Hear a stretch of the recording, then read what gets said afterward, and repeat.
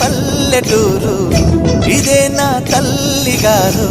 మా ఊరి పాడి పంట రాములోరి దీవెనంట. తల్లి గోదావరి నీళ్ళు కడిగ సీతమ్మ పాదాలు, ఊరంతా హాయ్ హాయ్ హాయ్, మనసంతా హాయ్ హాయ్ హాయ్. ఇదే నా పల్లెటూరు, ఇదే నా తల్లిగారు. మా ఊరి పాడి పంట రాములో